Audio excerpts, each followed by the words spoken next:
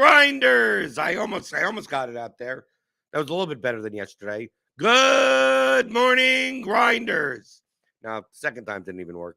Welcome to the DFS pregame show here on RotoGrinders. I'm Jordan Cooper, aka Blenderhead, Blender HD. If you want to follow me on Twitter, and it's Tuesday, July 25th.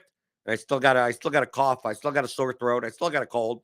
Let's see how long this show lasts. I don't have James on like yesterday that he could talk for more of the time. It's just me here in the YouTube chat. Give me those thumbs ups. Give me the thumbs. It helps me. It's very similar to the Dayquil I just took, I don't know, 7 minutes ago.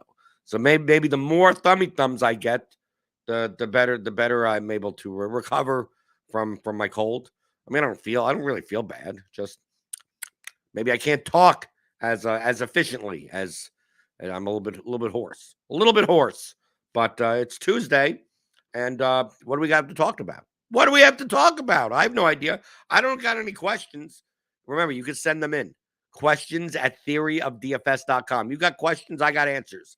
Whether it be about DFS, any sport, any format, sports betting, prop betting, just game theory in general. Who knows about anything? Come up with your own problems.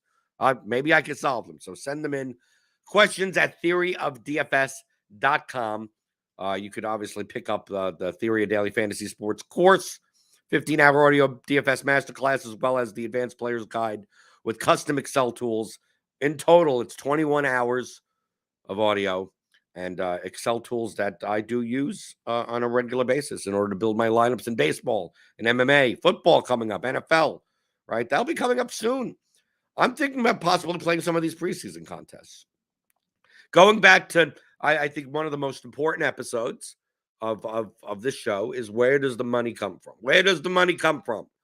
Where does your edge come from? And maybe August baseball, maybe that's not the best place where it comes from. Maybe preseason NFL, maybe there's more dead money in preseason NFL. So I'm going to take a look at that. Maybe I won't play like the Hall of Fame game or anything like that, but maybe I will.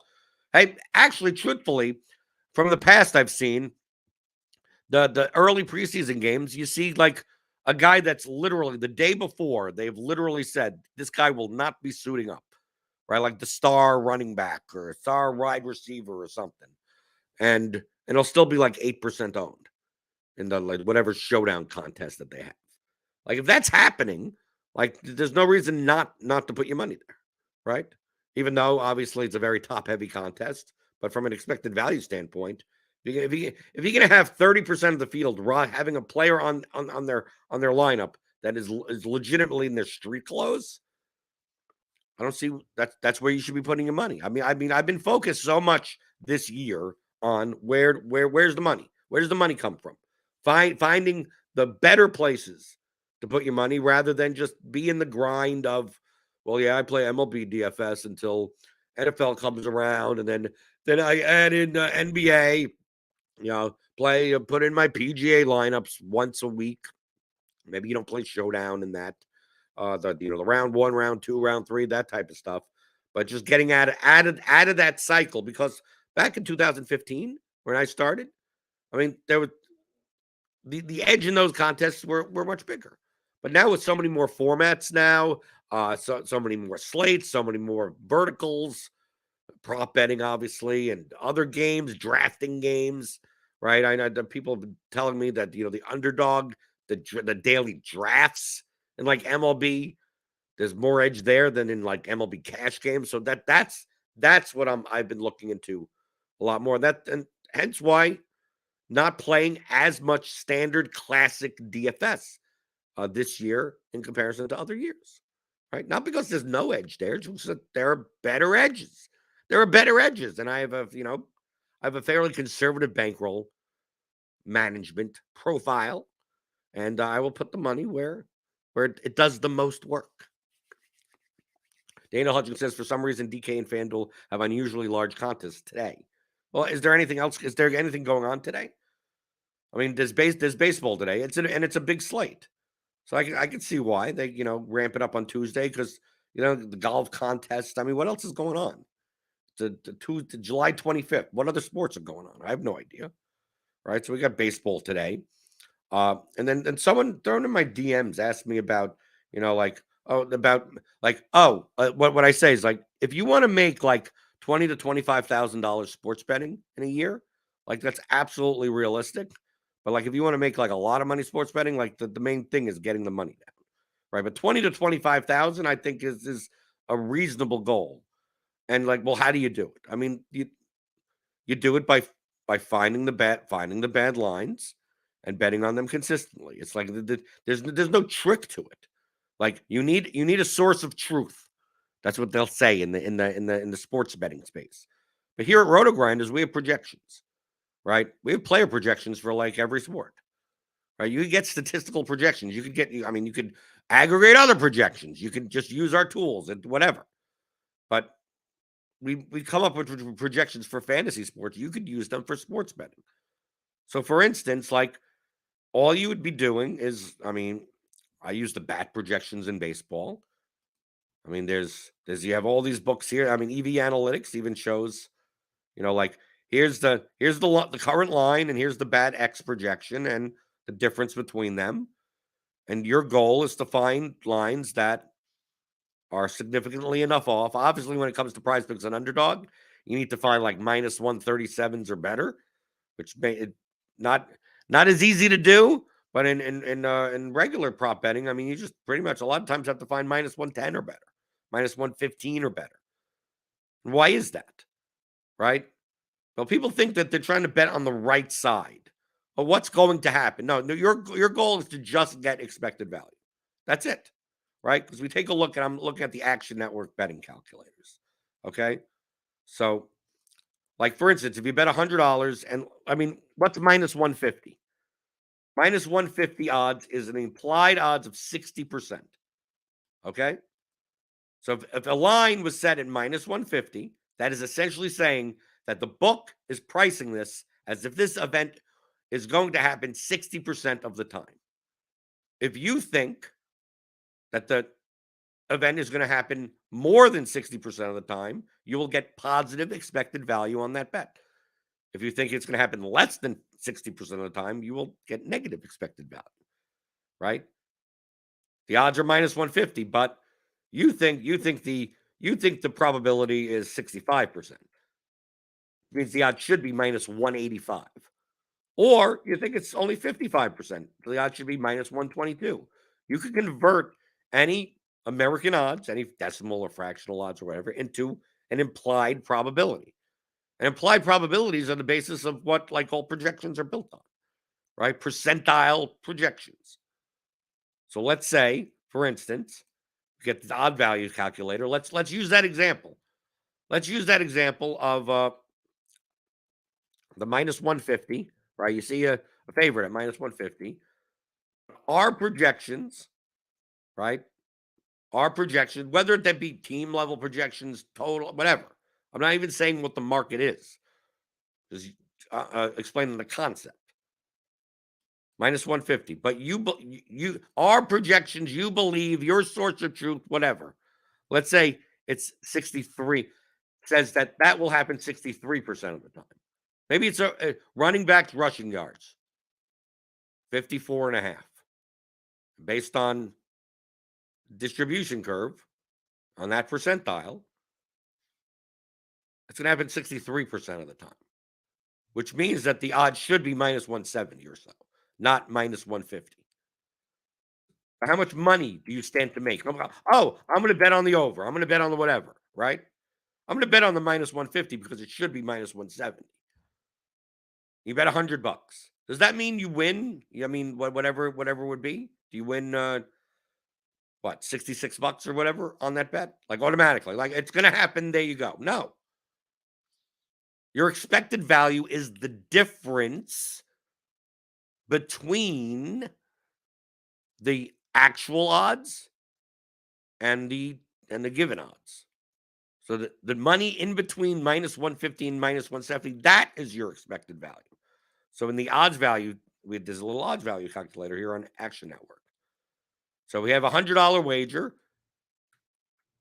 and we put the American odds minus 150, which is 60%. We say that actual event has a 63% win probability. Your expected value on this bet is $5. 5%. The actual win probability is 65%, the expected value on this is $8.33 or 8.3%. A lot of times you're not going to find necessarily ones that are this wide, but you'll find these 63 ones, right? So you put down $100. What's your expected value? $5. That's it. That's your expected value.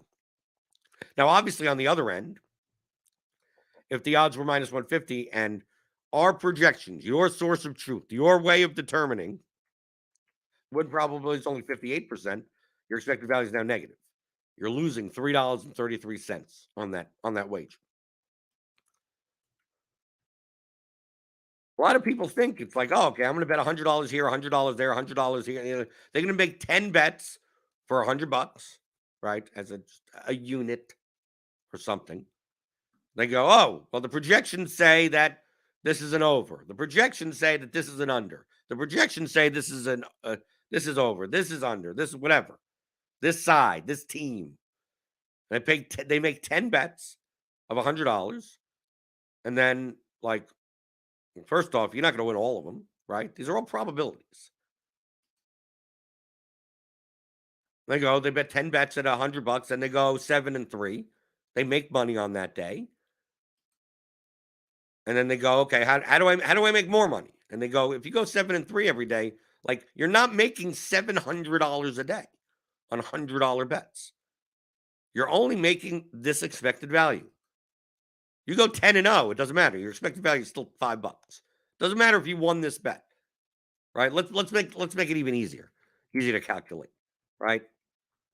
American odds are 100, right? 50-50, break even, and the win probability is actually 55%. You're making $10 in expected value on that bet. The odds you're getting is a coin flip, even money, plus 100. Our projections, your projections, source of truth, whatever source that you have, whatever model that you have that has been back tested, that is reasonably enough accurate. Based on that event has a 55% chance of happening. So your expected value on this bet is $10, 10%. Okay? You may not even be able to find some of these at this level. Maybe it's only 52. Maybe it's only 53. If you find a bet that's plus 100, that based on your model, your source of truth, your projections, whatever it is, 53%, your expected value is $6. Okay? $6. That's it. So let's say you find 10 of these. Of varying odds or whatever. They're off by 3%, 5%. And you bet $100 on each of them. Okay, so let's say in this example, you find 10 that are exactly like this on a given day. So you're betting $1,000, right? 10 $100 bets. Based on your model, our model, RotoGrinders projections, the bat projections, the whatever, blitz projections, the whatever. Your expectation on that day is $60. That's it. $60. You're betting $1,000 to get $60 of expected value. Now, the variance is going to be high. On average, right, you'll make $60. Right? Some days you'll go 9-1. Some days you'll go 1-9. Some days you'll go 5-5.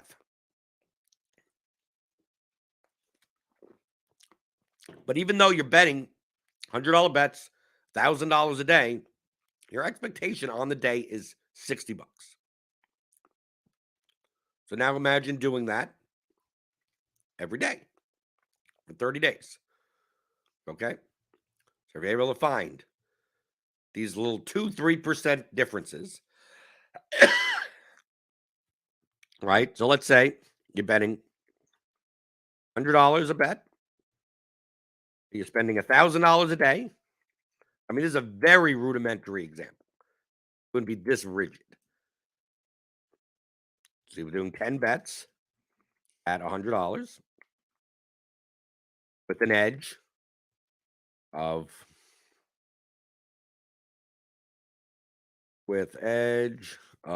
6%, right? Which is pretty high, right? Sometimes it's only going to be 2%, 2%, 3%, 1. I mean, you're kind of looking like 1%, 1.5% or better on average. Well, let's say you were to find 10 bets at $100 each, and you're able to get $100 on them. The edge is 6%. That would equal $60. Well, let's say you did that every day. 30 times 60 is $1,800. Okay. And again, in a normal month, right? And then you multiply that by 12 months. What does that equal? What, 21? I think 21.6, right? Yeah, $21,600.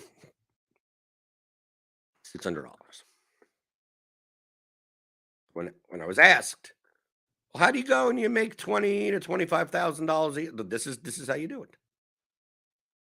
Now you may not be making 10 bets at $100. You may be making 20 bets at $50. Depending on Kelly, you may, to maximize your return and lower your risk, you're going to be betting more with your bigger edges. A bet that has an edge of 6%, you may be betting more than an edge you have of 1.5%. Right? And in order to survive the variance of this, you may need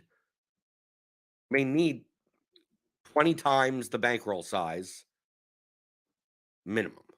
So maybe you need to start with 20,000, right? If you're going to be betting $1,000 a day, that's 5%. Depending on the edges, obviously the bigger edges, you need a less of a bankroll. The smaller edges, the more of a bankroll you need. I would think 20,000 may be the minimum, at least for my risk profile. So doing this, as long as you're able to get the money down, which at this level, if you're betting $40 here, $100 there, $80 here, like pretty much any market, you should be able to get down that level, right? If it's a player prop, if it's a side or a total, that shouldn't be a problem. Finding these edges before they disappear. Most of your bets that you're going to be making are not going to be an hour before the game time. You're going to be looking at this the night before. You're going to be waking up in the morning. You're going to be looking at stuff when you're betting on NFL. You're most likely going to be making your bets Monday morning, Sunday night, for the following Sunday, right? Unless something major happens, Wednesday practice, someone's injured, and blah blah blah, and now the lines start readjusting to everything. Quarterback may be out.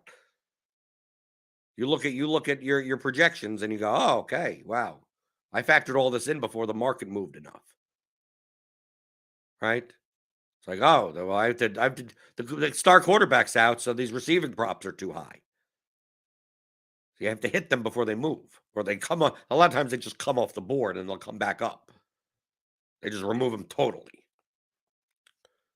But at these levels, $100 or less, $50 or less, typically the problem of getting the money down doesn't exist as much. It shouldn't exist at all at this level. You can't handle $50 bet from someone, no matter if they're sharp or not. I don't know why you're in business. So if you did this every day, and you had edges everywhere from like 1% to you'll have there'll be some bets where you'll have a 15% edge. You'll find some offline somewhere, that stale thing that didn't move, 15% edge, and that dude on those days where you have a 15, but maybe you're betting $500, $600, $700 on that. And obviously, as your bankroll grows, like the amount of that you spend per day will grow also. If you're sticking to 5% or whatever, 3%, whatever it is. As your bankroll goes from 20,000 to 30,000, well, instead of betting $1,000 a day, you're betting $1,500 a day, which means now instead of making $60 on average on this, you're making $90 on average, which means you get to grow your bankroll even faster. And you have to be able to survive the swings. Remember, this is all expected value. On average, you'll make $60 a day in this scenario. On average. But there'll be a week where you lose, like you go 2-8, like five days in a row. And as long as the model that you're using, your projections, your source of truth is accurate enough, right? There's not something specifically wrong that it's pricing a market completely wrong. A lot of times you will see that. You'll see that by market or by player. There will be some reason why you're going to be dramatically off market on a specific player or on a specific market. So, for instance, on a specific market, if you see that you're constantly seeing that hits allowed, right, for pitchers, you're constantly over like they could be 14 games, 28 pitchers, and your projections say that 21 of the pitchers, like there's more than a 2% edge on the over hits allowed, unlike all the entire market. You're much more likely to be off. Like something may be up with your model more likely than the entire market is wrong. You're off by a certain percent. The same thing happens if they have a specific player. If you constantly, if every 5 days, you're constantly over on a specific pitcher's strikeouts or whatever. It could even be, in NFL, every week you're like over on this team's receiving yards. It doesn't mean that you're wrong. Doesn't mean that the market is right. It just means that it's more likely that something may be off with how you're calculating that specific person. Now, in stuff like baseball with pitchers, a lot of times it's just pitch count, right? It's garbage in, garbage out type of thing when it comes to models. In basketball, if you're constantly over on Giannis's props in basketball, it may just be that you're giving him 36 minutes when really you should only be giving him 34. Right? You're constantly, the model's fine if you give him 34 minutes, but you're giving him 36 minutes. But the market is viewing it at 34 minutes consistently. So it may just be a problem that, like, well, why don't you look to see, is 36 minutes a good median number for minutes played? Same thing in football for, like, the wide receivers. Oh, I'm over on these guys. Maybe you've given them too high of a target share. Maybe you've given the team too high of a play count on that specific game. Typically, that'll be reflective of a lot of props on the game across the board, right? Because if you're over on on receiver yards, you're probably over on passing yards. You're probably over on the total of the game. You're probably over on a lot of things. But let me be clear: that doesn't mean that you're wrong. Oh, the model's wrong. That doesn't mean that. It's more likely to mean that. It just doesn't mean, right? Over the long run, the market, the closing numbers are going to be more efficient than any model that can be made.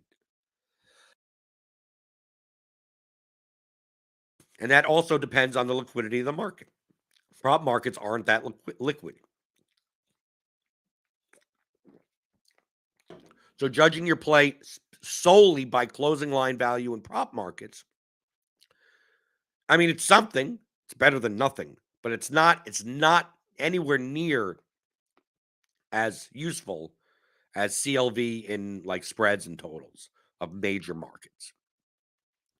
Right? If you get a team at minus 130 in NFL and it closes at minus 162, Like, that's good.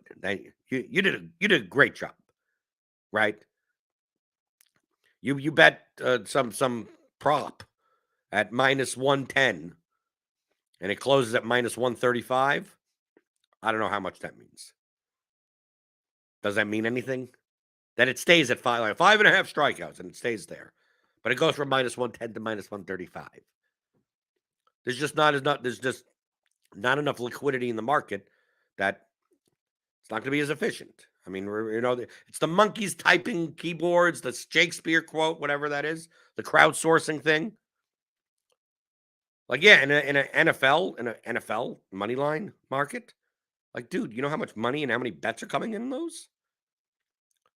Compare that to a random Tuesday strikeout prop in MLB. Nowhere close. Nowhere close. The lines may not. The lines are moving sometimes based on nothing. Based on, with someone that we think is sharp just made a $500 bet. Let's move it up. That's it. Sometimes they don't move. Sometimes they move because the books model changes. I mean, like there's so much less liquidity in those markets. It's simple. I mean, I see people judge, my CLV on props is X. I'm like, okay. I mean, it's something, right? I don't want to discount it. But it's not the be all end all in prop markets as it is. If you told me that in spreads and totals, those type of markets in major sports, even in minor sports, then you've got something there. But this is the plan. I mean, this isn't complicated. Other than the fact that you need some way of originating a number. This would be the bottom up approach. There's a way to add top-down methodologies to this also. Finding arbitrage, comparing lines, pricing derivatives. Like, you could price derivatives without having a model. Well, sort of without having a model. Derivatives meaning that the NFL game has a total of 48, right? But it also has a first half total and a second half total of 24. It's not going to be 24. So based on the prices of the main market, you could price the derivatives and see across 20 different sports books if you could find an arbitrage opportunity where once you combine the probabilities of the derivative with one derivative to another derivative that is essentially almost 100% correlated, that you get a negative hold.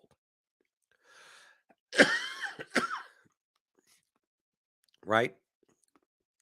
That you're finding one derivative that's being priced at minus 120 and another derivative that is almost 100% negatively correlated at plus 125. I mean, would it be worth it for that little bit of arbitrage? Probably not. But once you have access to 20 plus different books or whatever, and they want to put out these betting menus that have 30,000 bets on a given day, you can find those arbitrage opportunities. How much money can you make on those? Not that much. Remember, the number one thing in this is that if you want to make like $20,000-$25,000 a year sports betting like this with the bankroll, that is absolutely and unequivocally realistic. If you want to make more than that, the number one thing is going to be getting the money down. So, like, yeah, if you find an arbitrage opportunity on a derivative market, maybe you're able to get 500 on one side and 350 on the other side. And based on the derivative pricing, your expected value on the hedge, on the ARB, is $22, right? So basically, you're wagering $850 for a guaranteed profit of $22. So it's not like you're making a ton of money, right? Well, how do I make more than $22? Well, why don't you put $5,000 on one side and $3,000 on the $3,500 on the other side? Well, now you're making $220. in the ARB, right? Instead of $22. The problem is that are you going to be able to get $5,000 on that secondary, on that derivative market? Maybe the first time, maybe not the second time. Right? To scale this is tough. They'll start limiting you. They'll start capping you. So you need to be cognizant of where your outs are. And yeah, if you can, and then you build up accounts and you do, yeah, can you do the same exact thing and get more money down and make 200,000, 300,000 a year? Yeah, but I mean, just understand you're going to be spending most of your time managing accounts, right? So much so that that's going to be your primary job. Your goal is to manage accounts. Actually, beating the lines is like that, like the secondary thing that you do. The 95% of your time is going to be like, what accounts are open here? What accounts are where am I outs there? And then you're starting to build up like PPH accounts, and next thing you know, you're basically running like a CRM program, right? Like a customer relationship management program. You're just like all you're doing is like what accounts do I have here? What accounts do I have? What can I make the bets there and do that? You're running all of that, and not just sitting down and going, okay, what can I find today? Looking through odds screens and sorting out through projections and go, okay, here's a good line, here's a good line, there's a good line, there's a thing, blah blah blah. Close your laptop and you're done. You're not gonna be doing that. Not for that amount of money. But if you're able to get down $50 to $100 a bet, there's no reason. There's no reason that it's not realistic to do so. To have a $20,000 bankroll and double that by the end of the year. Simply by signing up to RotoGrinders, right? Signing up at scoresandodds.com and just using our projections. And getting your bets in before they move. But when you have the edge, getting your money down then. If you're thinking about like, oh, okay, I'm gonna do sports betting, and you're like, I'll get home from work at 6 o'clock at night for the 7 o'clock baseball games that start, and that's when I look to say, like, no, all the value's gone. It's going to be very very rare for you to find edge half an hour before game time. No, it's what you should be doing the night before when you wake up in the morning. You're not going to find a 6% edge in 15 minutes before a game starts. And if your model's telling you that, I don't know how great your model is. But you may be able to find that early at 12 hours before on a sport like baseball or basketball where it's like every single day. But just understand that your expected value in these bets are not like, oh, this is a guaranteed winner. It's like, no, this is the type of thing where can you win 54% of your bets? I mean, like that. If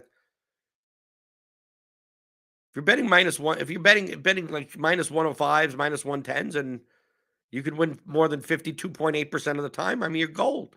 You're gold. You're gold, Jerry.